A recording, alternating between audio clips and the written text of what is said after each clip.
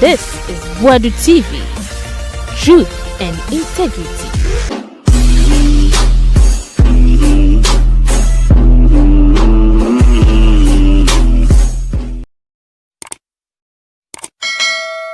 Boadu TV so ni ema munyina kwa ba fabraso na yentinsi mu public account committee transe Abena Osei na minim dia waye Mugabe but uti Mugabe kasema o pache say Ofori Atta ni yenya na awase ye che no because ono na waye the deputy finance minister eno mudi o mansika national cathedral ehwan deals contract ni nyina no mu bi nti Ofori Atta ni ho a awase ye che ono mom hia nam eno no nya no to parliament evete amanfo pise o mansem about spending wa bra won so betina adwaso we say kwasem kwa na mu na mbedie ena me hwe nim se ko beka hwe de mu asem but we na jo fizo anka ho asem alista yes of muntie 3 sanso and akogan of muntie 3 di na ye muntie 3 show banye easy free zones CEO so bae omo nyina kasa na asem alista kan mudo yentie o se me sati adwuma we nya ne OSP adwuma no ebra mea nipa ba ku mienu miensa bi ti amena se muga papa we nya de obetimi a fight corruption no mi tu anamo e de mani ko hu ade e da no na me hu se papa we oba se oba be pre ne ho ne mo amase oba be fight corruption. And me are very happy. Sir, dear Jamaica say me happy ni say. Attorney General, a friend said Dr. Dominic Ayeni. Winim na winim no. Winim na winim no. Dominic Ayeni ya Attorney General, winim na winim no. Na ebia na kisi aja bi odi agoro. Wanya enkwada bi na ebi onu omudi agoro. Na onim se papa ya fa ne say eye Dominic Ayene no wo capacity eye Attorney General sha mo say lawyers omo time sorry entia omunuanum lawyers for but oh my God na ye one of the credible lawyers in this country say you top 5 wa ye 5 your population here say 35 million over 35 million ye 5 top lawyers here utumi enyi Martin Pebu nyadan AC enchen etisambia mekasa me betra na se mekasa meka obi atumi challenge because meka minim dia mekasa with evidence so obi a so ma fight corruption no so ukọ ni fia na akọ hu cast yegu ho baby a cast ni Fred ono ko anim baby a posifo minim adwuma a wo ya kise jabia ya be sori a yedi posifo cast mienu elekwa kogu ni fie ya ne first one so no asaya ne transparency dia be ya wugina about na be hu dia wo inside na sa papa we efia wasie ewo hacho no dia me bowura area what ya sa wo de busumi nsia de sis afie no kiseja me baba ya eye OSP no na ne fie ya san ewo nkra ha no de busumi nsia asifie ewo nkra ha kiseja me baba ya OSP no wo declare asset and as when declare asset na ne cash yesen na ne bank account yesen and na ne fee yesen the angels want to know. And today anya apostle Abraham Lincoln kwa na asori o sesi ameka say Martin Pegu lawyer Martin Pegu as we speak or London papa ne dia tu da say every na ekosi November 14th aka 11 days sa OSP atimi afa kan Ofori Atta ama ya man fa ne juma nya dan ento yes I said it here it me ka sama enya se ametan obi na meka hu me ka OSP ne sa ne office wotie ahaya na loga se betra ha kasa sa oba DVL no empanifo bi contract bi a wotwetwetwa mu no empanifo bi behu no so mo ba man 4 million Ghana sika 4 million Ghana cedis that is what jam na so wa anyi sika no ahai ne obeka a platform na kwanya nie logas akwanya nie wo kan wie ye no less than 1 week kiseja bia frɛ no Friday no nam no office so hia no na omi se bisa ne nsem bi kiseja benya 4 million ne hia o ene waja kan Ofori Atta ma ne kɔ ama useless woman we ase afa no Abena Osei o se hwan ya ono etiwa eye isno ya empana oye etiwa isana sama mi we o ya ono no abra na akufo ado power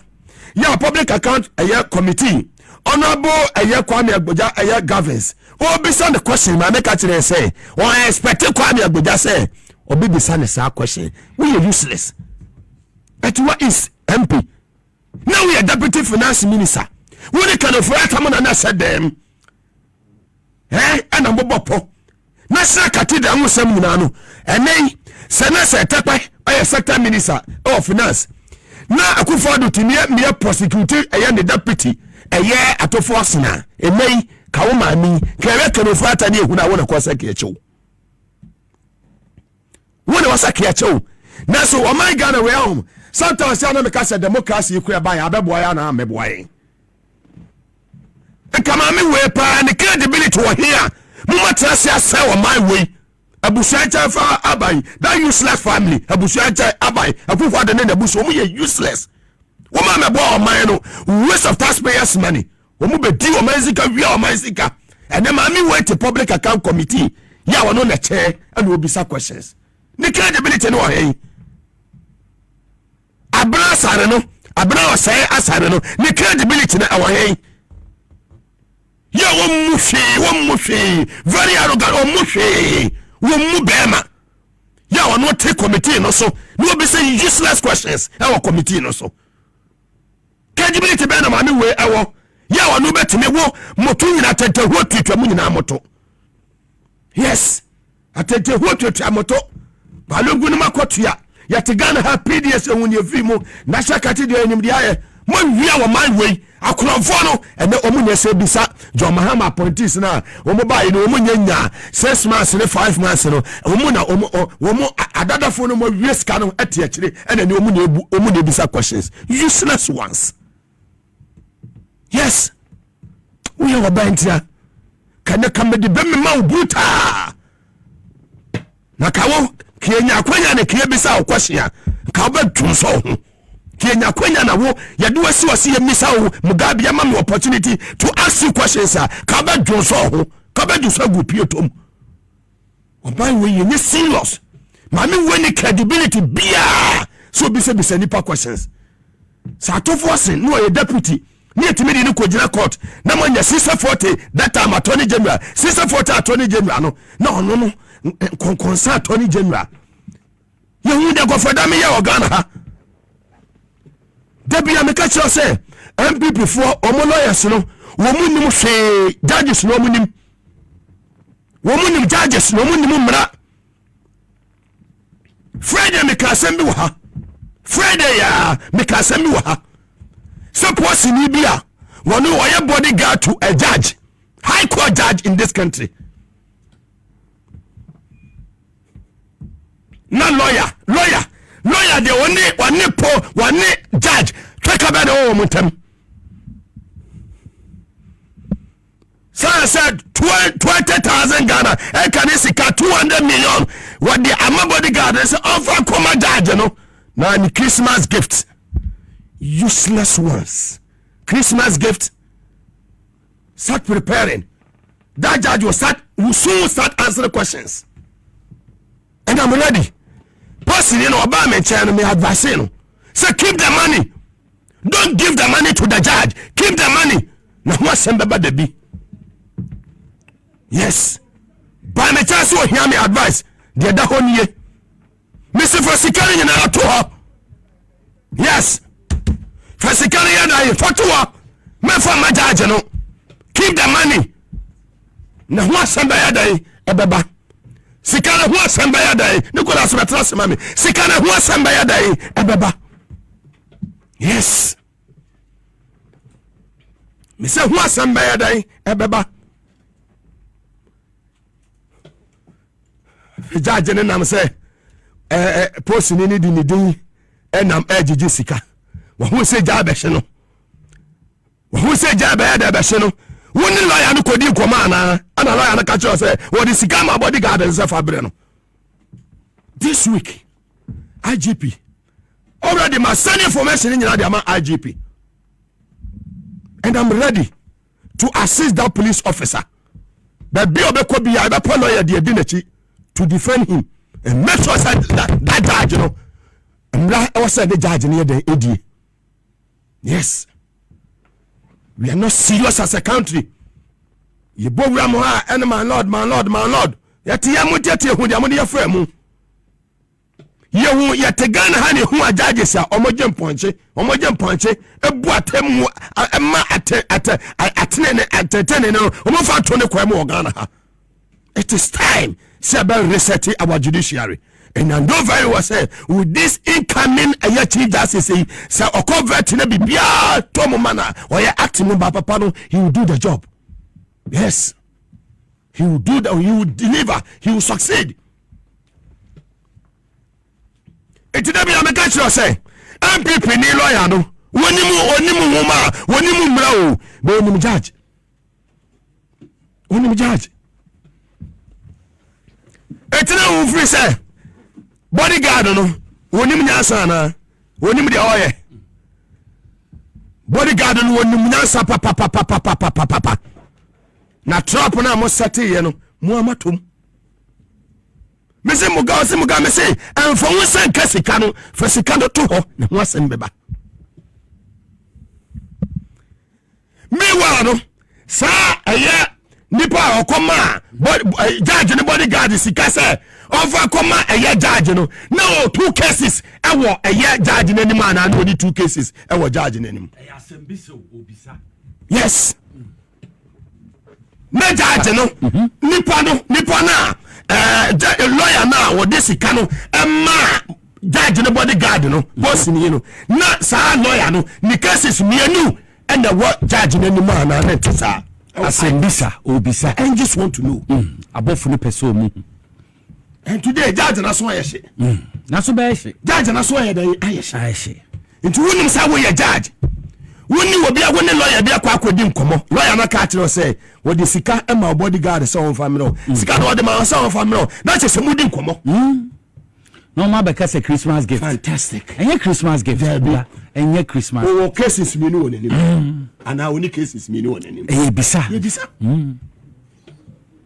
yes ya reset all sectors bia ya reset all sectors eni gwase wo judiciary na doso yes ebe mu dia no omje ponche trust in ho fantastic ba me say sa papa ya de na bai UG papa no dey say bafo boni right bafo boni hey chief justice papa na me pega me mu na me shira wate or pedigree reset judiciary shake up or say shake her up yes Mr. Monframe na me am so post ni ne sa na me fa ne mra yes IGP take this matter up Mr. Post ni no momma na baso na momma na rank no sama ne kwasoro ehia pa wa bono hombody jessica no de to ho se me fa me sa kan e bia foforo be sa be na why allegation so be allegation chense eti wa ja oha e bia lawyer na hu ne se ati se ade am ye nyina ma lord wa hu ana te ne ma mimisem by my lord ya cheap 20,000 Ghana 200 million my lord oh ya too cheap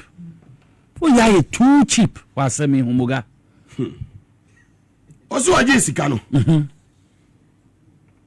lawyer no frɛ no ana oso woni ne won komo na gise wo hia no na wo wade bi opeso wade man okoye na oso wo de ji ye ka sika ni nyina won tempa sika no se na wade man no pesa pepe ana oso so ji 2,000 fafa ka na we dey man lord there na ankra ha de 2,000 faka thank you ni me say nyina da akra ha de 2,000 faka ani ya 2,000 suppose for nyina na de bribe for me no police papa wompa service with integrity unim post ni osaye sofo unim yakopon akoma ye koda say nipa sa na tie post ni osaye sofo ye sofo yakopon afre no kwadi nko a muga no kwedi nkwa what you say and when we say me kasa just like that woni ma wo kan nice bibi so adentra yehu judges e wo Ghana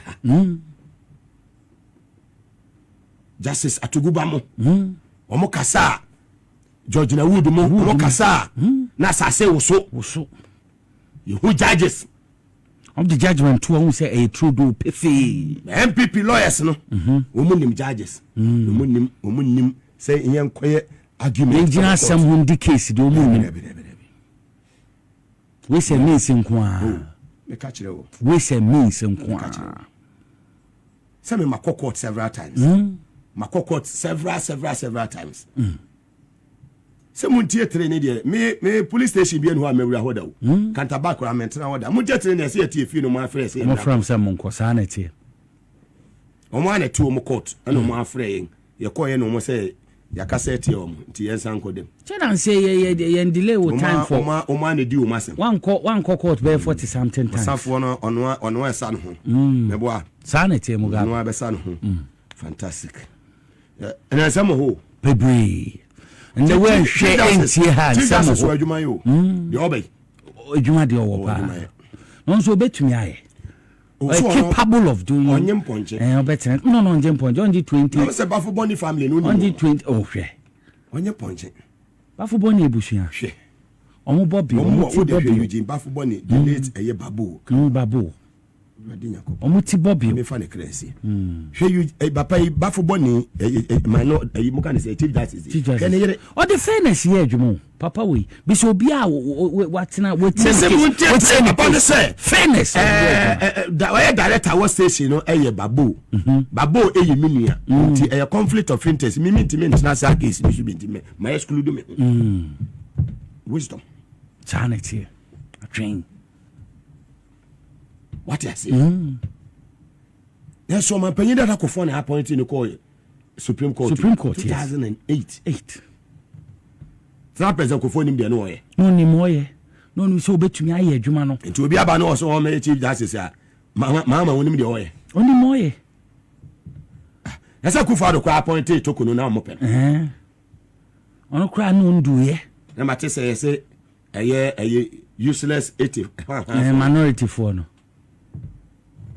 na adibo mo amonso o mo tena fi o mo ye hia wo nti dia biom no o mo tena fi ye hia wo na hu de odi o manim a wo ye dede ni nyina ene medemo ebeko on investigative journalism ne ye wo ha wo yes na o kire committee si Metro Mass ehia pa Metro Mass no say in November 2024 omo launch bibi say electric buses we don't have the China buy 10 penny watt system no 10 penny me wo bi na tena ka no we omo o hye Metro Mass buses no omo o hye bi 500 Ghana cedis Mugabe metia na me omo o hye bi 2000 Ghana cedis 20 million wo kwato ade na $75,000 US no aba be hye ni petimo su na wakwa koton no e bi ho kra ye short so Ghana cedis Mugabe ho ye short keke wo de wakwa koton 500 Ghana da bi o ni Ghana ha ana me wo fa oye opoko agema oye ni succeed wa succeed nyina eyede yen say yes basis ya nya ono na manage na na no manage eja wiase me ame papa eja wiase VIP enye ono na manage na obedu ono ote ho ya da kabre mo ya media mu Yesu dia yes ono na me ka no eja wiase ame papa correct eja wiase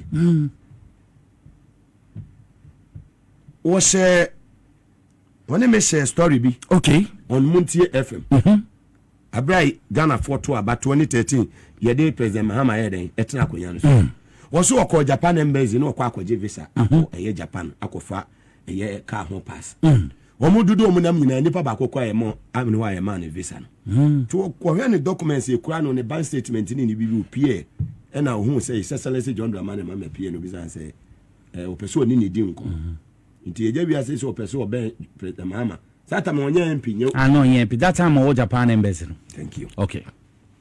No, original documents. Was so original documents we do right inside there no. Omo frɛ no. Onom ka chen so onko ade chen onye den. Ombra. Okɔ ye no. Ne de visa ye den. E de. Amano. Ejewiase ene wo pe wo mo wo basis pa ha on to me ofa oye de no wo yi ni pa me en say Ejewiase kan o da bi two kra woni oye o fi ho no ba o basis pa VIP basis no bebre simple man wo say oye ni wato mini ayu ni bebre mini basis no na ofa de wo ofa na Ejewiase ana ne me share star story we on Muntie FM wotimia aye VIP no enye no VIP started somewhere 2006 2007 na o cha operations ase what aso ya na so oguso ye abasese na ba na eba bebre na woni say na under MPP no sa Metro Mass Transit no moboka omoboka as last month na honorable Kalisiza lawyer Kalisiza now I make a profit 14 million Ghana cedis. Mugabe nkofu na die wache 14 million Ghana cedis. Chobo pie. And you see sometimes me tenasia na me bisa me won say enti se me obi die na ma anye ni ya me no obi ya me dia me pese me die ni nye ya na o bo na bro tio ni tio ha me tie le na dum nti watoto mfidie ya mesu midi menyansa ete ye adwuma we ne die yo no abugilo zebra na me nsho papa baby a wo bia yankopon sha ne obenya biadie no ama biadie da che hene na me nsho ye na dum nti na menu mienu nyina no yete ha ya bosome so a yensa kwaya no bi so hwe bi yesu obosome akapia ho no ene die DC da opposition o pawo tama etu e ka no bosome no enso kwa no DC da ATS amene ne ye adwuma BC da but enya me wanwan say enti ubetimi ayesa nipa na adwuma ne waka say adwuma ne de ebegu enwu na so wa bia wo de na wo expect say wo de de omo ya wo de no omo nyama ne nye yi mi woni enti a ho me be ma breakdown bi o ko wedim breakdown of 189 million ECG spent beyond budget without approval in 2023 beyond budget without approval Mugabe samo ho ko wedim breakdown of 189 million cedis ECG spent beyond budget without approval in 2023. Yeah, and then another ne ba wumi ya. 2023 ade me na mete so. Ko wanim. Yeah. Niko. Se trust say ne ya kasa. Me say me kasa me the evidence na eden. Evidence based. Wona ya fanyo, wona ya OSP, I don't care. Wona ya hwan you, I don't care. Because so far as ya evidence na da honey there. You dare not. And no. Ko wanim. And me pese wow kenkai sate. Nti Muga foreign training 31 million Ghana cedis. Foreign training 31 million Ghana cedis. Wow. 91 million Ghana cedis. Nina foreign training. Kwa cleaning expenses. So cleaning expenses. Kwa cleaning expenses 2.8 million Ghana cedis. 2.8 million Ghana cedis. Cleaning you. Cleaning. 2.8 million Ghana cedis. 2023. Without parliamentary approval. Kwa 10.4 million Ghana cedis. Kwa no see cleaning expenses now. Honorarium expenses. Kwa 3.8 million. 3.8 million Ghana cedis. Without parliamentary approval. Expenses now honorarium now 4.6 million Ghana cedis. Kwa Yako hotel expenses hotel expenses yes. Hotel omokoda akampa hotel omokoda expenses ya who car o mine boy yo that is expenses nyina no na without approval in 2023 wow 9.3 million and sana 12.2 million Ghana cedis. 9.3 million. That's a Ghana sikano 93 billion. 93 billion. Correct. 93 billion. And they are hotel expenses. Yanko staff fuel. Yes. 2023. 2023. ECG. Star fuel. Yes, 2023. Na kwa na what power 2023. Me pocho na na danko akufa Alhaji Mahmoud Bawumi. Eri afenyo market. Amwana. More for ya yanko. Ye kwa nima ye wo hotel expenses 9.3 million and sana 12.2 million. Ni hotel. So for me staff fuel no. Staff fuel. 2.8 million Ghana cedis. And san almost sign call 7.9 million Ghana. With that any parliamentary approval. Fantastic. Ye kwa nima communication expenses. Communication expenses. Say ko kasa wa ha. Mo ko kasa wa ha, mo kasa wa ha. 4.2 million. 4.2 million Ghana. 42 billion. And sana 7.9 Ghana cedis. That is million. 7.9. Fantastic. Ghana cedis million. Ye kwa nima consultancy expenses.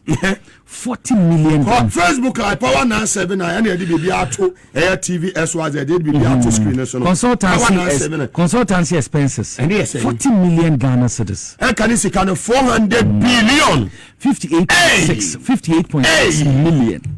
On any sika so a car no so consultancy expenses no. Subhanallah. Industrial relations 2 million Ghana cedis. And can you see kind of saying 20 billion and sana 13 million Ghana cedis. On industrial relations. Your cost stakeholder expenses are 3.1 million. And sana about 49 million Ghana cedis. Professional fees and subscription 731k Ghana cedis. More and sana 1.5 million Ghana cedis. Overseas travel and expenses. I'm on an 14 million Ghana cedis. 14 million and can you see kind of 140 billion. And sana yako 29.8 million Ghana cedis. Mugabe. Call center expenses. Call center expenses. 23.5 million Ghana cedis. 29.3 million Ghana call center. And sana publicity expenses 5.7 million. 21.8 million Ghana cedis. Tini 180 million Ghana cedis. 189 million Ghana cedis. Sorry. 189 million Ghana cedis. Where ECG spent beyond a budget without approval in 2023. Mugabe made that one. Nico. Boss. Manebani ayewom. Inti say mamidi country na say wo hwa na approved a allocation a first money na me boy no first sikani approve a ansan expenditure balloon inti ono no ye ma ebro so sikana say na yesi yen approve at 2.8 no mabo kama 10.4 fantastic inti sana etie say me bo ma two figures. First one here approved a allocation, second one here expenditure balloon inti meteno no Mugabe niko medase Mugabe ba me nko ansa me tell me wa haya anje sine da so mate yem kwa enim nsam ho abofo na aba no say ye boa mo de mo nsem gu ho ba won say we no ke betimi asi schools any universities so ni patimu su Mugabe health infrastructure betimi asi o energy and electrification ze ke betimi ayebi na betumi ayebi water and housing ze ke betimi ayebi chebe yebi dodo roads and transport ze ke betimi ayebi chebe betumi ayebi dodo free tertiary and human capital ze ke betimi ayebi chebe betumi ayebi dodo timone be na Ghana ayom. Are you serious, Mugabe? MP mark or that's what Ghana. Oh wow, no minority also no you leader. Asari was one. I was asari. Also okasa. No you can Ofori Atta deputy. So ya chimney. Chimney. To no so that's okasa. Or that's so chairs up. Make us say okasa. Oni Sam George money ade di nkomonde. So to yo. Mugabe, baby ensem no mo. Na MPP de nche ya maye ku a wuti omudi on so obi adwane. Omo ya krofo. Oso obi adwane. Oso obi aba Mugabe say with you no obeboa so mampanifo ya fast track niam ntem na obi oso ko gina mbra no. Ye de ni gina mbra no. Ye ne 10 because hwe niam a wachirem wa ha ye de we nyina ye health infrastructure school and universities ni na betumi design ke yesi na yetumi aboka 277 billion. Na do no no na wonim krono ba wo ma appoint. Until one change you be wine reshuffle no. No be serious. Obetima ka settle or turn to $21 million. Obi risk question and pass billions dollars any euros. Which me I say my darling. I know say we innocent. When you useless OSP, better than what you matches. We agao. Sure. Eddie is looking here. The ben is meduma. Yes. Oh, Shadanya Wisi. Say go. No bulletproof. Me who say bulletproof. Sana man for Kika. Somebody man right. Who's I don't know Ujina Bontel who be. No one a bit with the ADSU. Oh, that is a man. Say, men, young men pet ake. Young person, me, I'm seeing is believing. I'm assuming investigating. Say, there be a message who watches the watching.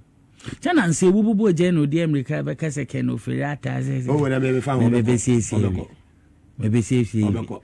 we see. Oh, some Rebecca light wave for us. Light wave zone 7. I was data, Rebecca, data be Rebecca for information. Once I also Koboemo, and the sleep for no one I take. How much I say, Cassa? Quack my menu, Cowboy. So I say, and my man went to me and see one hospital, my see private hospital. Nanya Jim Maninet, was he private hospital? Ade, who goes to Yan in a better much. Mugabe Maase is serious. Sporting Vince am no be few. When says ask can share ho. It you say me kasa na em say madwene insisi so ohun mo ka. Na o che say waboda mana. Lamsey a essay kwaye ne yensuo no. On be kokodene ama sa nyamra sem no na eso etwa. And so NDC echitai for no so omo ama mehunu say sa edwuma na omampeni ede ama naimos for say omonye no omoni je ho na omutai ekire say enye successful because the AC wo hwedie mu no say ne yenyina ye sorry ye no na yebu ofu kese pa ewo say yete say ye MPs mienu edi abemu no say ohwe social media kra na NDC communicators na akra no sopa yenua ye friend say Ebenezer ene Collins Dauda Alaji Collins Dauda woni esiye no banokre a ewo asem nyina mu ene say eye yenua Ebenezer owo ne constituency o twem e de akọ ne constituency so no exactly ene owura Alaji Collins Dauda de no omobose asem so a esiye no esi wo Collins Dauda FFM inti MP a what say basabasaye esi a enkrofo bi kra epe military for abuo mo ana say ayom nyamra sem a omo ankasa so enim say owura Collins Dauda oye penyini oni Ghana or South Africa. The longest serving MP. Exactly. Yeah. Inti maninfa America and Connie constituency. Na problema ewo hokra no na nka menhwe na yensiesie na enye fe. Ono so edru ho no ene hu se emrante no de ekoso no omuni abre pa. Inti it took Honorable Ebenezer efa phone efre Collins Dauda ewo South Africa. Senye esinie wachi intino so debi ade we de mamne commander no enkasa senebeya abotoyem ebeba owieye eno sanso se mamne mrantie no enkasa se muntumi enye na mofo no sa edwuma omoye no eya ban edwuma ena omoye into almost na osanso frɛ police fo mpenimfo se muntu anamon emra ho na basabasa ye bia ensi inti omo anti asem ni ya wo hwɛ social media omo didi Honorable Collins Dauda tem Honorable Ebenezer ye didi na tem ena ade no ya besramo information amunya ye no enye no kure wrong information obi anya na dwene sɛ obema His Excellency John Dramani Mahama na dwuma asɛe anase ne nsa esifom eyeko ebaako na yeko na mmom say information a edi kan ebaaye no wasn't a palatable thing because Jomama Mancrophobia Kukudru say Munko stopo Galamsea. A yadena MP phobia echo stopo sa encrofono. So that is not the issue.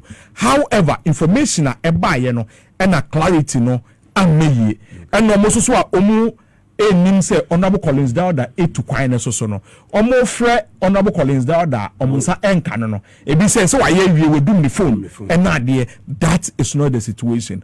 We are one family, all of us. We are committed in fighting the Galamsey menace.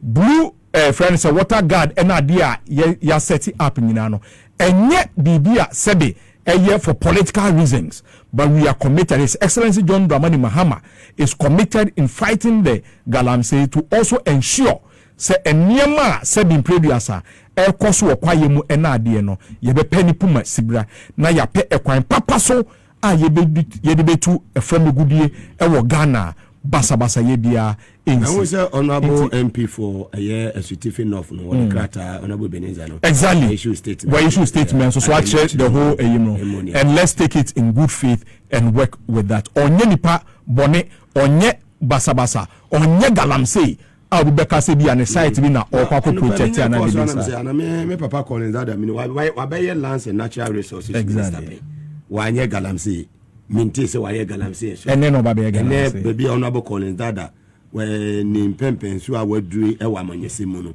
yeah and then oba be Galamsey na memfa ekwan we so na mintu baby obi legal mining because there's another friend is an argument which I have no idea. I don't want to go to that.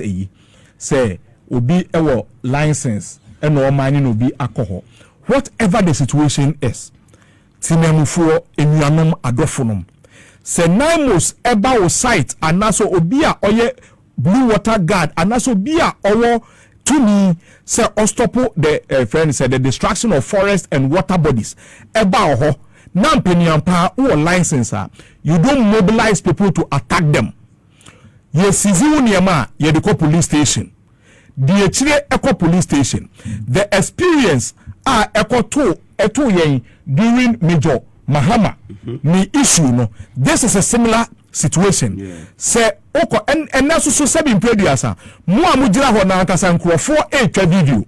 Obi video the evidence is easy to get and aban so embeta wo ti say we MPP ni ana say we NDC ni na nine mos ana say obi eye neduma na wo se okwa stop na na say soldier for eba na so okwa stop no emra no any ubedi whoever you are if you think bia omono yetu Galamsey bia no hoye security zone exactly and military bia Major Mahama and odi odo Eko sa ewuo no namos for no one shey do before complain one shey what the person needs to do is just to account for the bullets that has come out ye be sremo ye mpese ye si ye no e be si biu let's find a way ye sizu niema ye de police station ye ko ho a obetumi de akiri if you have genuine licenses and you are doing the right thing obetumi akoho akọ pray yes say we pray ewo ho madam was say bibia fine man I say enya akuga live on TVS YZ and also on Power 97.9 FM ye vast like say my aboafo etechire di dwumadi e de ebreo ene efri yensidio 37 Abebese Street, the heart of Accra, Osu. Left Kate Capsules Efre Medimosis Aswe, Asada KCPC, Encomomo, Samson and Medimosis Diagnostic Center, Power Specialist Herbal Hospital, Safari Valley Eco Resort, Divine Hope Herbal Center, the Ochia Herbal Powder, Ena Ede Eboy, and S Natural Mineral Water, and Victory, Garlic Mist and so free, a Dr. Amuako, Omunina Techina, Hebron Hills International School. Biggest Slim was a Diana Air Cosso, Yese Collective for Yinam, a Chama Kote, and a your members in a chamo, and every about Dr. Zanato Rollins Sajaman. Maybe I will be our neighbor in a Kamatini, a Bushiana Muamakana, a Chacha Munina, and every year Cosso I say, Mon shedding. Oh. Alisa, Mwakwaba. Abejoso. Press your microphone here. Oh, okay. Yo, Mati. Very well. How was your weekend? Divine selection. I find the Namuni Dano. With that, senior Queen of the Mammy no penny for the Biamo Flame Hamandi and Amaniaji. Or me bar. Maase me gumi busu nyina over the weekend between me be kana me call. Mugabe, the fires must stop around our markets. The fires must stop.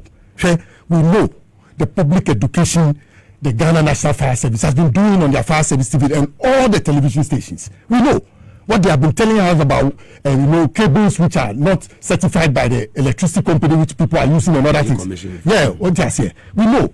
And then in the markets, we have leaders who have been elected to manage the markets. So what is happening? Yes, the fire service is now going to be retooled. Why do you put them under pressure? All these fires, they could be nipped in the bud before they come up. We need leadership in the market to go around to stop these things. Should there be a Kumasi over the weekend? Yes. Now, when they were building, did they seek the advice from the fire service to involve the fire service to help them to put up the building? I ask. I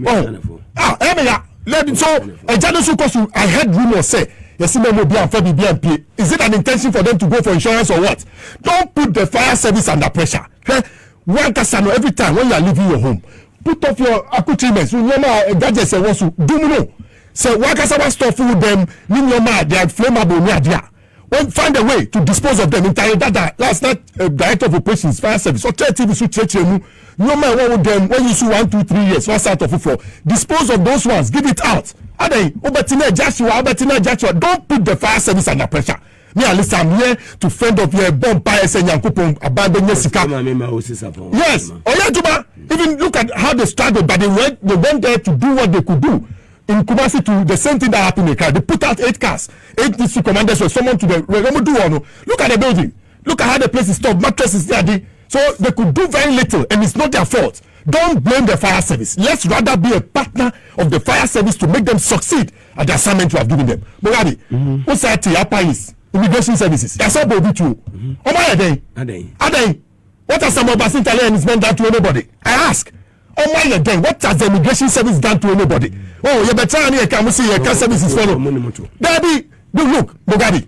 I think that this is the time for us to make a public case for the immigration service. So now give them G3 rifles. Mugabe, G3 rifles. And look at the people, the bandits and the criminals who are using motorbikes to shoot our brothers in the immigration service. Is it fair? It's not fair. Fair, Mugabe, your mom body, what friend is saying? Your mom, bulletproof. Yes, someone share. And then give them G3 rifles. Who did Ukafubonu Bodu crowd? No G3 no so that we know. Yes, we leave a mark and put those bandits and those criminals who are disturbing the immigration service. We will stop them. Who's Ofori Atta? He has to go to Upper East to go and see the person who has been shot. Is it fair? It's not good. It's not good. Ms. Rebecca, the Pamuchon. Look, let's protect the services sector and make them grow and get to where they have to get to. Mugabe. I'll later continue. Yeah. Last in the time, we push agenda. OSP say, they say, lawyer Martin Pegbu say OSP money 14th November. Yeah. So when you mean for Ofori Atta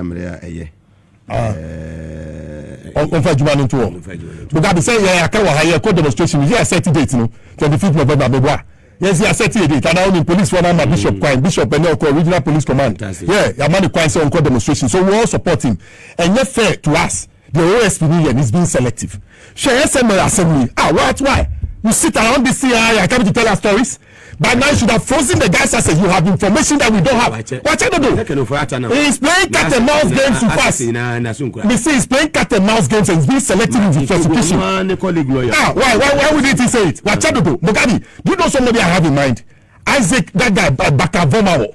I was sleeping yesterday afternoon and his name came up in my mind that the president should appoint that young man as OSP. We need people who will not sleep to get our prosecution through. Other than that, they should close the office. Mugabe, the Martin Pebo gets our head. Why can't you give him the job? He's eager to see something being prosecuted, to see results in our prosecution sector, so that the AG will be able to. Now, I was thinking that they'll separate the office of the Minister of Justice from Attorney General.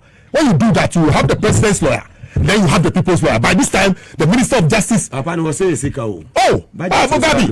And yes, he can't get to unless you then obey.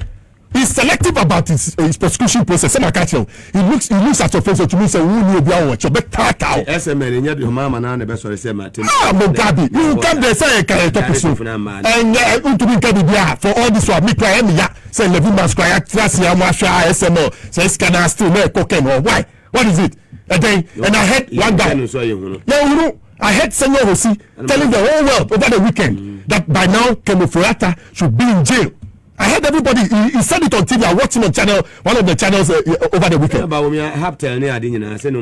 Yes, it's painful, Mugabe, to say the least. Look at how the state's money has been leaked. Shesika, you see 23 billion, and what he could have done: help infrastructure, 4 billion. But you see hospitals, district hospitals, the maternity and dialysis units, and universities, 4 billion. But you have constructed 5,000 new schools, 10 universities with that 4 billion of the 23 billion. Road sector, 3.5 billion. Yadishemwa, 15,000 kilometers of road. Then the works and water housing sector. If we put in just 3.5 billion, we are going to get 100,000 affordable homes for everybody to sleep in. Then we are talking about energy and electrification. Just 4,000. Look at the amount of money it's going to give us. The kind of services it's going to give us in the electricity sector to get to everybody's home. Then the free tertiary and human capital development. Just 4 billion. You see how it will turn around this country. That money has been drained. It has been drained into the gutter. I can't go for bottom. You have a me show money buy. See, at least I won't take a do. Sure. Do you know the pain I go through? This is a country for you. It's a country for your money. Your money that you fight people who are taking the nation down the drain. So go into the details. What? Yes, but you have to go into the details. It's about the last the pushy prisons agenda. We are now document the security. Think prisons 360. Agenda need a solid. We must support the prisons, Madam Patience Bafuboni, to go about. Now, one of the things I audition here, PIPS Pairs Fund. PIPS Pairs Fund. Or say, yeah, what Ghana 7 million of the people go to church every Sunday.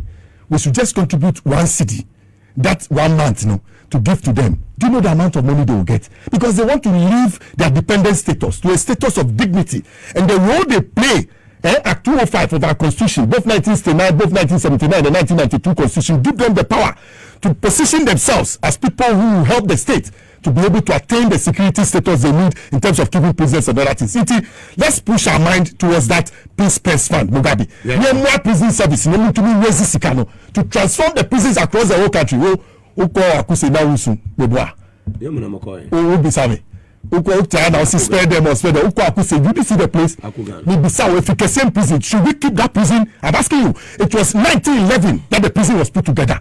Now it was a warehouse for the British government to keep their rights they grew along the Volta in that place. And now that prison, everybody there, if you like, go and check. Why should we keep such a prison? We should collapse it and put up a new prison.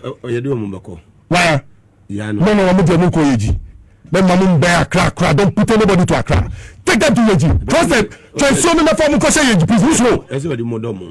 Yes, that's what I said. The Hono Yeji, and don't make call in Sonuswako Yinam. The Hono Yuso Naba Kanuko. There was a mom once a woman. Derby, and international prison, Mugabe, no, don't do that. If I, you know, Betani. Can the be private channel, but Bumpire will be the name of God leaving to go. Bejano, or no Kenya Misama was a white, or Bedada. Take them to Yeji, let them cross the Volta Lake and go to Yeji prison. Only who assassins Suaha. Next time when they return from there, they look sharp. When they are given opportunity to go and manage the state affairs, they do better. Mugabe, until the Dassinia Kunya, the Amamis, Monday, Zemiba, your Pokram, and Nibesa J, CEO, Ghana Free Zones Board, Unyaba, Osuchia Papa, UK. High Commissioner, Excellency Zita Benson. Hey, Jai Obajuma. Weekend you can also be inviting. Sorry, yeah, this is our BA passport office. Our Manchester. Now say okay, if you just go and do a passport, Ghanaian say when you Russian go do BIG this car connection, be a mark red bloom. What BA passport office of Manchester? Yeah, we tell you Mugabe. Also, chow. Or the make doma with team now. Also promising a party. Until you need that to say bring your wage here. Then Sabeka, there be a Sabeka. They be come on the own mama. There be you better World Cup now. Be fan white chair now. Sunday World Cup no. That's a World Cup in the UK. Okay. Canada. Yes, you could do China, my UK for British Airways. But our back in Wahati has firm support here before she leaves Accra. We leave Accra to the USA. We go and tell the UK people that Madame Zita Benson has support here. Well, the microscope. I'm following angels. Yes. Oh, media angels need us to see the ones in Sawami to carry the picture of our angels. No, we were missing him, and now offer movie. By the time you saw I was in your hall, and look at your children. What? I'm telling you, that's your son Julius. Hey, Mugabe, Fadima mi wati, Mamintiti mi ma wati. Onwakasa opemasa wase mi konusu. What? Any Priscilla. Hey, Jai, dear, yes. That's why I've always been telling you. One man, respond quickly. One man, hey, but it means that I don't obey my principles. Yo, Mati, the opportunity they gave to us. They gave us opportunity to come and express ourselves coming from the African continent and coming from Ghana, especially about the use of our forest products and other things. It was a solid conference way back. So they have opportunity, they open their doors for Ghanaians to come in. They have a language center too here in Ghana that gives opportunity to young people between 18 years and 23 years to learn the language and be able to go on to Germany to take up a trade in their technical studies. So if you go to Germany, machine but you have to go and then understand the language before you go there and go and train as a technical person too. And they have a lot of exchanges too with our timber industry. That one goes a lot for those who work in the timber sector. They have the opportunity to travel to Germany too. Then there's this education scholarship that they give to people who are going to do their masters and other things, the DAB scholarship. I know a lot of young people who benefited today are in their matured state near the German president now are banning there. German beer. Now, Germany and so beer. It is easy to buy beer than to buy water. I'm saying president will be better able to explain, and I wish him well in his 3-day stay as he has come here. The doors are open. So everybody, she send your call Macron and I will do me kind of I'm sure Macron will come to Africa and come to Ghana very soon. Mugabe, I couldn't have the mammy then Yamiase, send me tea, I'm assuming SML deal me here. Me come a man who me tell how I'm from. Me if I say I'm happy. Look. What? Even with the cancellation cry is not enough. But JM has taken the right step. And I believe, say, JM, so he wants to accomplish something for this state. And I wish him well in all his endeavors. But look at how the SML deal started. It started as SMEL, smell.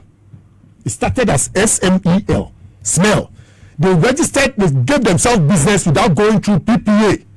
When the alarm was raised, they decided to change the name SML. It was smelly already. Look at the architects. Ofori Atta. I don't want to glorify people. 2 former commissioners of customs. What? 2 former commissioners of customs were involved in this. And then 2 former commissioner generals were also involved in it. But then he cried, Mr. Dai, Reverend Aboni Dinsono, or no about parliament. Now you be on the age. Kekenu went to Lanka, but the bear 19 years. But changing the age, son, or that and no do bonnie. How did the SML deal come about? Fuel sector, senior was feeling in for. They said they had a problem in tax collection and went to sit with Ofori Atta. So senior was seeing himself over the weekend. He gave himself up. But what he knew about this thing, but everybody had kept quiet. Senior Osi knew about this thing from his Onwankasa. Need some more care with TV. So just say he knew a lot about what was going on behind the scenes. But nobody told us. Nobody was interested to bring anybody to book or raise any red flag. Shares of mine. Is it fair to anybody? Do you know the alternative use of this money? Look, me, I'm not happy at all, and I will not be happy. That guy can Ofori Atta. What are you afraid of? I've told you, go and seize the wife. The wife is able to leave Ghana and go and see him and come back. Then you hear his lawyer talking. Frank Davis. Your mathematics is weak. Your foundation is weak. That is why you talk the way you talk.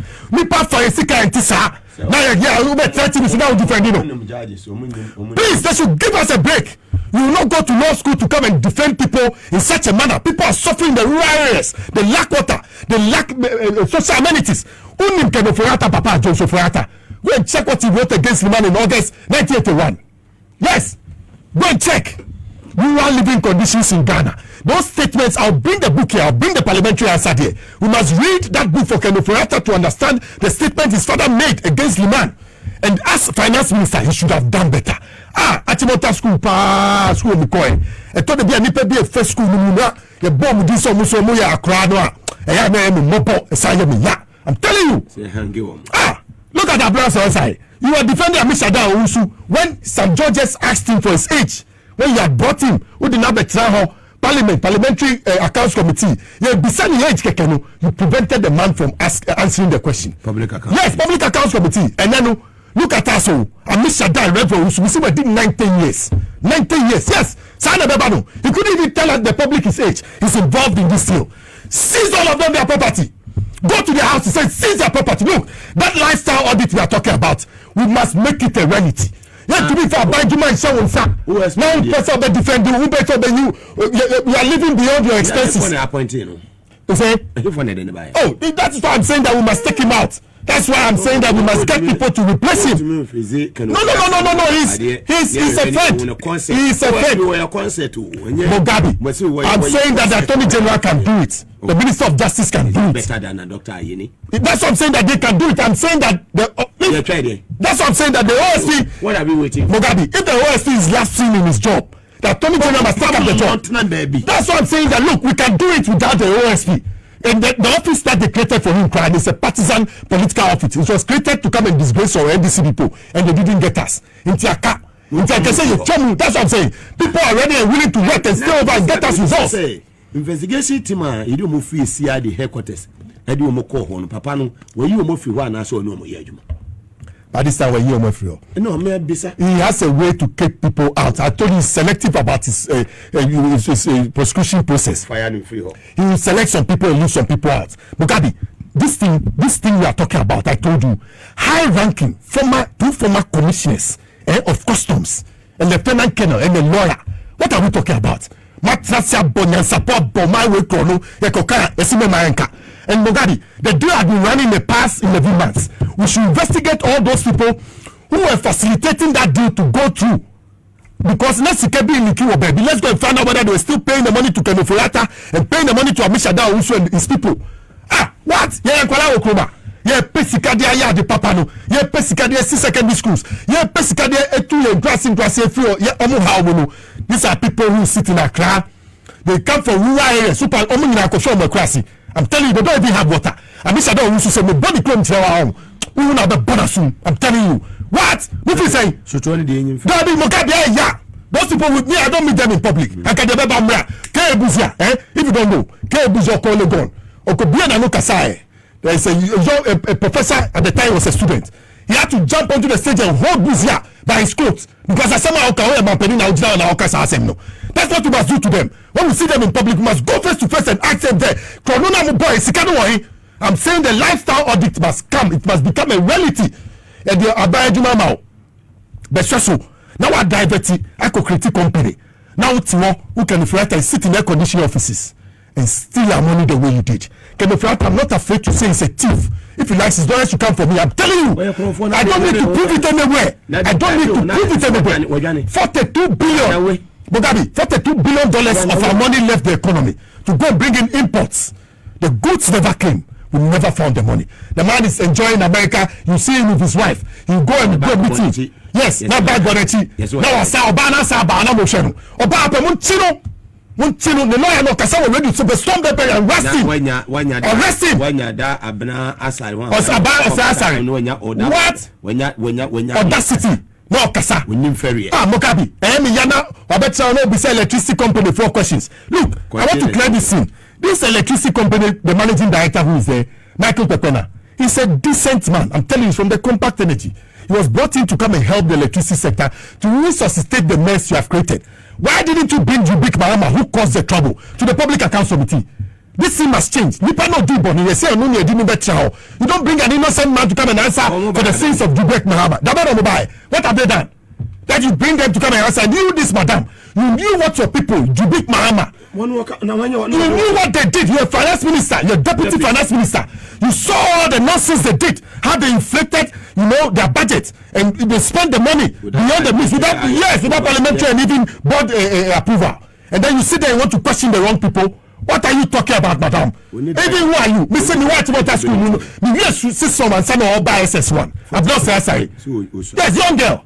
Now now be yes who appointed the Mugabe? Who made the public accounts committee chairperson? I want to question this one. Why penny force? Oh yes. You need wig now. I'll be who penny to say Grace Jones. Me so you wig now. I'll be say me penny to say Grace Jones. The office of this road biada. I'm saying that man and you biada. If you get the opportunity to come and serve well. What do you feel? And you wig no share. Grace Jones. Who can say that? Who pay you the wig no? If I continue to make you wig no. Mugabe pa wo bi o se wi ga hun o ba twi na be sini mo maso no wo bi mu mapo wu ni tie esi ni tri so mo ma mi anya nda ba bi onu e MP representing Krofo mo akasa mo tu abana mo ntu ade and all this kind of blame what she represents who made the chairman of the public accounts committee accounts and kwala de go people who have been engaged in criminality. She's involved with Ofori Atta. I'm not afraid to say it. If she sends me to court, listen, I swear my father can tell her I won't go. They should return her money. They should return the money. We won't condone it. Mugabe. And I said, what? Forcing. No, a deputy. Yes. Akufo-Addo the general court. Yes. And then you 60-40 a year attorney general. Yes. One leg who can 60-40 and confront us. One leg 60-40 back or top, back or down. On the crowd. You find 60-40. Yo, with them 70-30. A year from attorney. Yes. So on Utiminya audacity. Yes. A prosecutor a year at to force deputy finance minister. Yes. Age sector minister. Yes. Na dey tina mami we and you have given her power can Ofori Atta ni hu na what you were arrested but now she should be now this parliamentary immunity. We better take it from there. I'm telling you, people are tired of the corruption that has gone on in the past 8 years. We want to see results of our constitution. Questions. Yes, we want to be that. We are buckling, so you see before no we are Ghana. What to be that? Now it was ECG wants to increase. ECG wants to increase their tariffs, and that what authority? Hey, please, what should they do? Shut up. What to what? No matter na kono na koso. Sure. Omo ni pebu fu. Me na be kanu. Ichi na me bua fu. Ni pebu fu. Oh na na mo dia. Mo free na mo buy. Mo free na mo buy. Last year or so, na Honorable Kwame Agboja ebisa question. Okay, say Agboja ni on expected say obi bisa na. Yes. And then Lucas Mugabe, she did the same thing. Sam George asked Amishaga Owusu, the Ghana Revenue Authority, extended 90-year-old man who was Ghana Revenue beside the age of a public accounts committee. Mami we sorry call Sam George, and then the man didn't answer the question. Just age, keke. Age about Amishaga Owusu. We see we did 90 years. We saw how the referee that took home. Now Nina sorry now preaching. Look, God should rain his anger on such people. Of course, only not so bad we must strike them. And then you come and yes, Canada more. Mugabe, I'm not happy about what I'm seeing. Me, I have a certain instinct about this country. This is the 11th month. Let me tell you some history. When Kufu decided to remove Achampo from office, when he did so, he put him under house arrest. He didn't stop there. He went ahead to say things about Achampo. None of it was true. He couldn't prove it. Then in the 11th month, when he took over, there was a military coup against him. Much as he tried to beg, say, Reverend Romanusenu, he couldn't do anything. Rollins told him, it is the people's anger. I cannot control them. So what they will say is what I will do. Exactly so. Me, I'm scared for this democracy because when I hear some of these things, the alternative use for $23 billion. The alternative use, we could have put our health infrastructure, schools and universities, roads and transport, giving ourselves water and housing, energy and electricity all across the country, and free tertiary and human capital development. We have wasted the money down the drain. You have the people who blew the money, working shoulder high, going for the best lawyers. Now, lawyer, where did you train? Where did you train? Take their licenses from them. You won't go to law school to come and tell us that you are coming to defend criminals and take fees from them. Yeah, bro. Yeah, bro, man, I need the kind of logic in my head. If people just allow me 10 minutes and come on some money, bet me straight up. I'm telling you. Why? I said separate the office. Mugabe, separate the office of Attorney General from the Minister of Justice. Do so. If you do so, do you know what you do? You give power, to the Minister of Justice or the Attorney General, any of them, who will be the people's lawyer, to go and fight for the people. Mugabe, Yamami so. And say before you back down. Now, unless I see those people walk to prison, I've told you where they should go. Mugabe, take them to Yeji. I saw Akuse will come to collapse it and build a new prison facility there. But take them to Yeji. Who say Akuse to Mugabe? And now who call one notice? Santon to Messi export to Omuko Volta Nusu Yeji ho. Near Biamugu prison ho. No mosquito coil. And send these political thieves. They are thieves. They should take me to court. We are control. What did a champion do to be shot on 16 June? I asked. I was here bonus and no the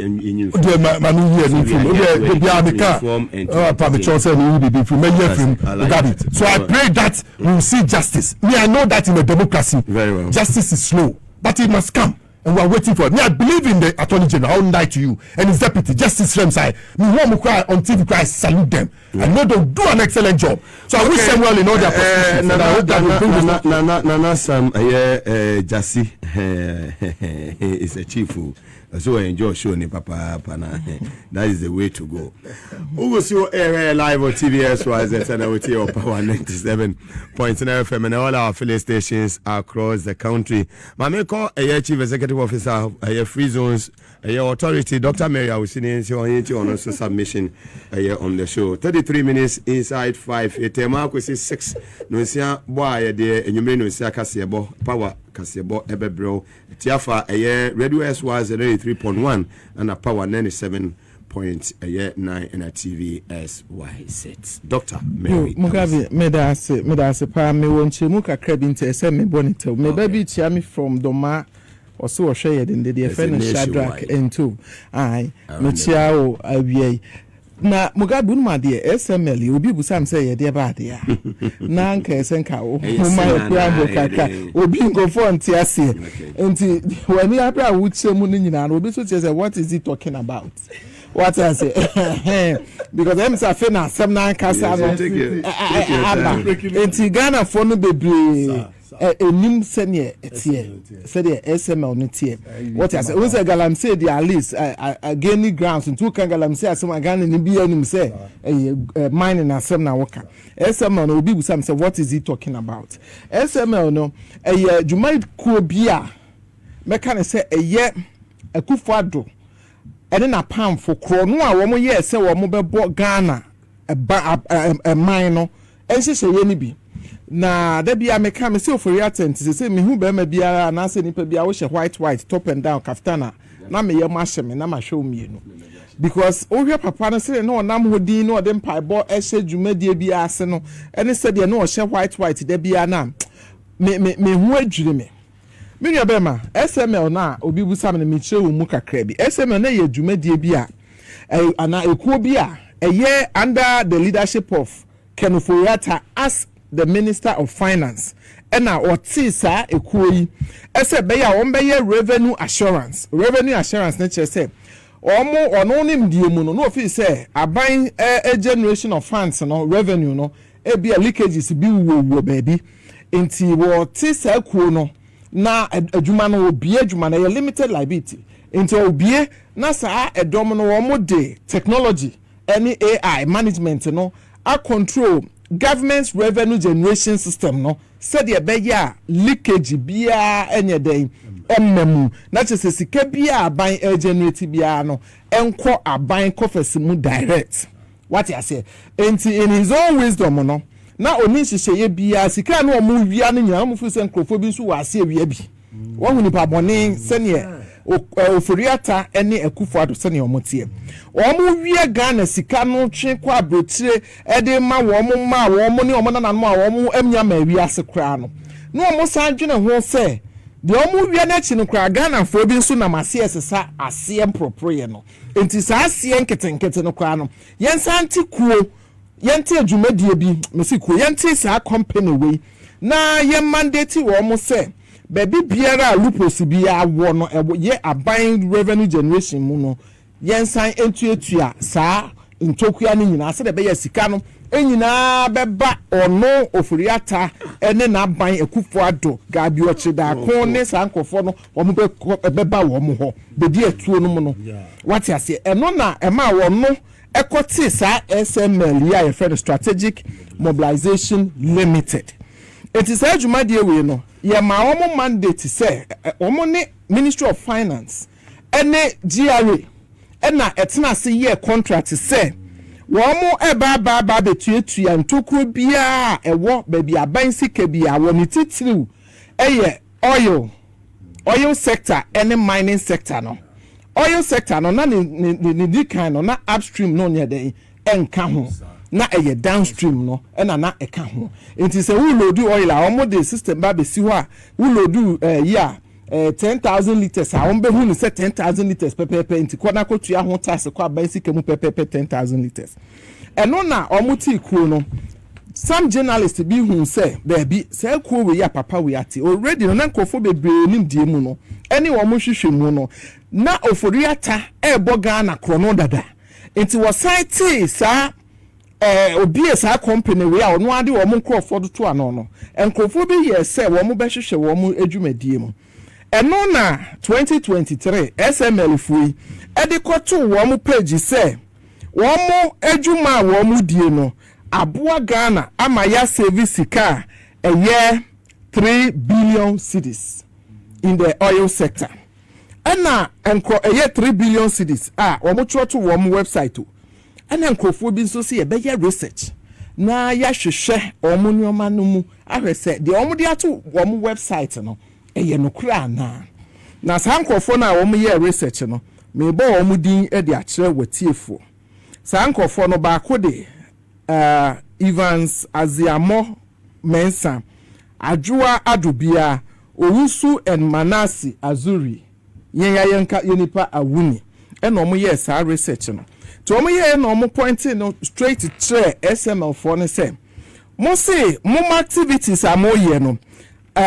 in February 2023 no a saving Ghana over 3 billion in revenue na ye hwehwe mu no de amode atom website ho no enye no kre say eye no kre prove it ehwa na SML for no pulling off omo a website e patwati ase I hope say atie for bepim ha o matemase sankofo yi ekoye research hu say SML dey ato omo website say o ma save Ghana over 3 billion in revenue no ni nyina esi wo akufo ado abenso sa 3 billion no mo save ye no e fa he se na ye no krempo a enye Ofori Atta ne nkofo ya na woncheni be sankofo ne choto ho no sa journalist we koye omo investigation omo ba bonte be kan say de omo ka no enye no kre omo challenge omo ehwa na omo yi free wo omo website ho enti aha na second Ofori Atta eye wo mamba papa wo dwene Ghana ho a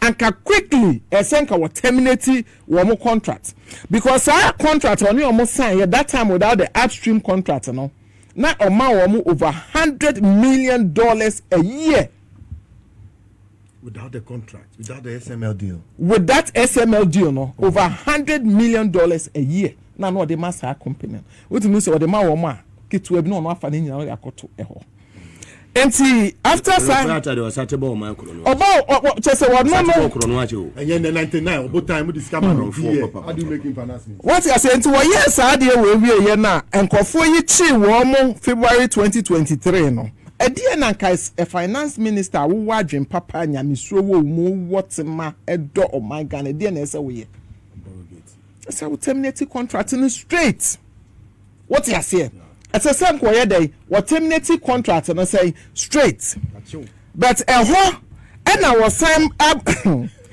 emma wo mo contract ni bi sa ye day e ka ho o ma wo mo very good said the movie no esua what you say eho no no kan say esua enti wo mo sign wi sika ni bi nka ho mo enti wo sign expanding wo mo contract no on the 22nd June 2023 aside the upstream no so san be ye den e be kan ho e de ma wo mo owie no san order GRA say omo amending omo contract no and sign from my woman. Inti clearly, utimi hu say Ofori Atta. Papa we di bone. Hi. Ahomete. Yeah, now some of these things I get emotional talking about them. Ofori Atta. What the bone? What you say? Enti edi enti na nkrofo we say wo hwe mu komu a na SML na ho na ma betro bibia to omo website. Oh, yetimi asave Ghana for say. Na group of journalists bia ba attack wo. No ma koti a kire omo say aye checks. We say oil and nkrofo lift ye no mu save sika say but ye kogiare akoye ye checks. Okotu no mo kogiare koye checks na. Jerry ma different figures. So clearly the SML no now we a group of thieves, group of fraudsters, group of wicked individuals from the MPPR. Not just that they were just creating, looting and sharing. Create, loot and share. What you say? And this are dear way about. Can you for that? When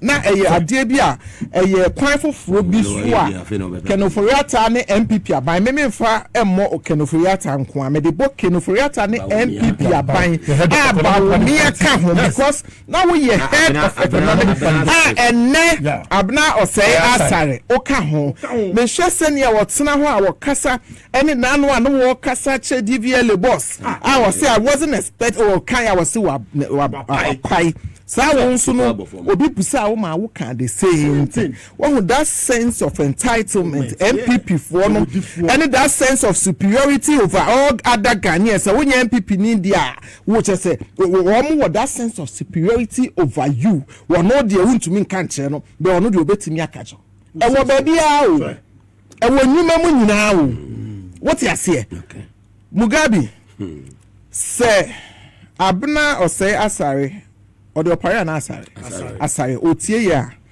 Ken Ofori Atta no ye ne boss SML deals ni na onimubi no ka ho bi because me deputy se wo ho no ade bi ebeba ho bi am ne omo discuss to minim say by all means na Ken Ofori Atta National Cathedral na onene kasa no onim bi National Cathedral alugu ni nyina wonim ho bi nti ba bi otie no special prosecutor and I think this is the time and no crime so say wotimi inviting be don't be selective ebeka ho don't be selective now we need so for ya tanya for journey what you say Gabi who is Gabi they say there na do tell na Gabi they say NDC abai na wo so president ba ko pe one more time na do ne Gabi ni bedi etu na ye president and wasafo mafo but this time there were president commander in chief ba ko pe John Mahama and na ode emra ye adwuma enti Mugabe ni tietia ne tenten say the SML no omo mandate no was to improve the accuracy of revenue collection e Ghana ha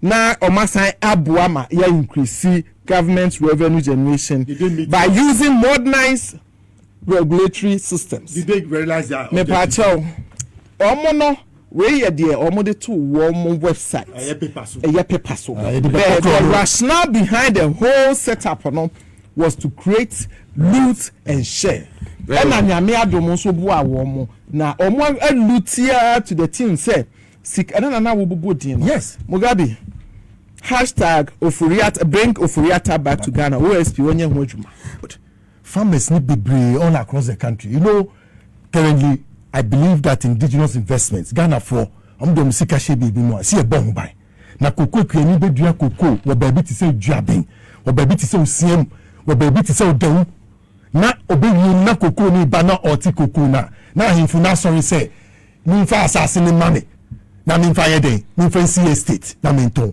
na ho na krasi ni wan e ba be da ho mi bi saw nkwasi fo no mo da ho ka che say da no mo da mo enya mo ana so you go to Dwabe atakwa me da no me say I dey ask you say you need make condition wo e mo da de e no make am Dwabe who ko Dwabe kro bi e fe no na ahemfo ni say omo ji cocoa farms every farmers ni ho so omo dey see estate na na ba betrem.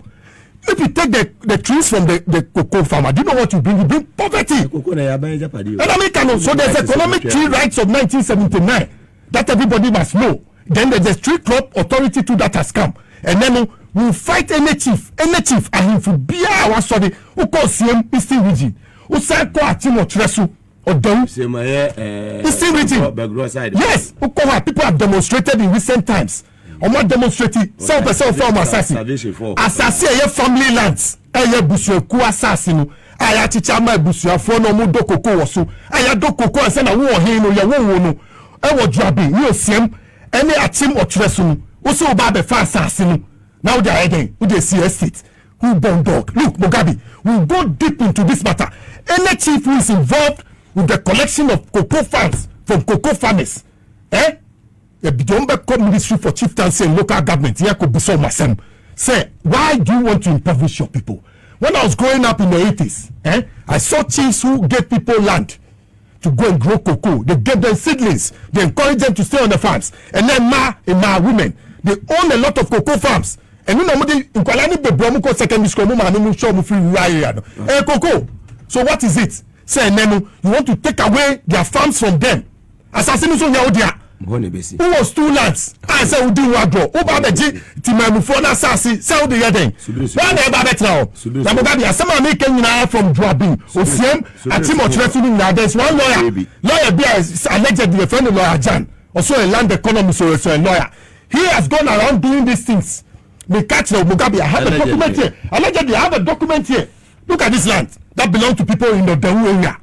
Yeah, this has over 200 acres. See at the Bay Estate. Some of us will never sit for this program to materialize. The cocoa farmers will continue to enjoy their cocoa process and be able to support their children to go to school and also gain an education be able to develop themselves. Those places will never be used for any estate. We'll see the outcome. We have gone to the cocoa board to report. We are going to the police service to engage them. We'll go to the gathering forces to engage them to support us to win this war against chiefs who want to take away people's cocoa farms from them. Listen, you fast that can say Emma and I for near the 480. Honorable Robert Safo Mensa, Dodona Feo Buba, former MP, Esunafo, a year north.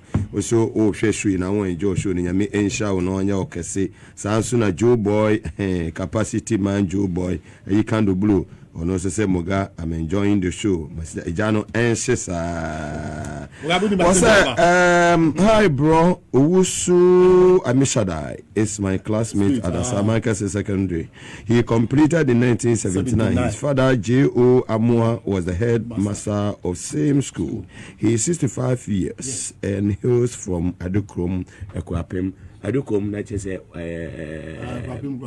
to 2 side all right and now on your descent I clapping from so no yo Mugabe me that say say me buy festival studio had number 2 me ankasa me comrade Akugan ewa ha na asemo kan no say this is the only opportunity I Obama ya ibiti me aka bi the mesre Ghana fo nyina ne titulu ne NDC for say sasam no abeto ho no yenhwe ni yie na ya nhwe ni yi a MPP for no omo be de 6 ebeda ne yen NDC for na omo edi a benefit omo a greedy selfish interest ne at their aspirations mesemo ye nyina ye nim se Ghana amanyon se mo no honorable Collins that onye small fish ewom o bi a wo MPP for target pa enti sasam na abeda ho no ye nya abotre na ye ntie his excellency na asema obeka because by all means obeka bibi wo home eno achi no ye ntwen ne ntie ye yankasa ye papa ye wofa ye honorable Collins Dauda na abrantie no nso a omo chichi asemato minim no pa o minim o ye very fine gentleman owo ahobrase owo tema owo buo na obi biere a wo ye part of JM the government this time no there be orientation e de ma ye ne se ma obi biara engage in galamsey activities enti though I wasn't there no but minim entitia ye de ama yen yenya akwanya esum his excellency abemwo this time no enti MP no a wo ho no ontimi nkogina ho enko stop se oma nine months for ne nyawo madwuma mesemo eye MPP for agenda ba ko a Womudi just to create confusion between NDC and Yankofo. Wama pa abre. What I say? Enti ya besremo because uko social media abehu se some of ya yankasa ya bloggers ni bi ni communicators ni bi ase womo ya je the MPP for no agenda monidi ya besremo ye nim ye MP sa ye to aba e de ma wo mo ko ya hye ne office no nyene ma MPP for ensem hunu a wo mo di no wo social media ne atoro ye nti krom ha na His Excellency efa flight de call Japan you tafu MP ebetro hosel what the private jet na call see wo Japan America yente ha enti ye besremo MPP for agenda back no MPP for omuye wudifo MPP for omuye nkrasefo MPP for omuye abeifo muma omo nchechire entoto efuturo enu yeni NDC for yenim MP for ya yeni omuye adwuma Ghana for nso enim NDC for a omo nso yesom wo mo His Excellency asema waka no eno na ebeye adwuma Honorable Collins Dauda onso so galamsey so ye member of parliament no nso a okopie ho na o save situation no wa nkwa ko prevent say o man nine must for nye adwuma nti ebesemo NDC for mama ye ni na ho Dr. Mary we say as Chief Executive Officer Ghana Free Zones Authority Namada Lisa Nelson Senior Political Analyst earlier on Mote Deputy National Communication Officer of the NDC Akuganson on the show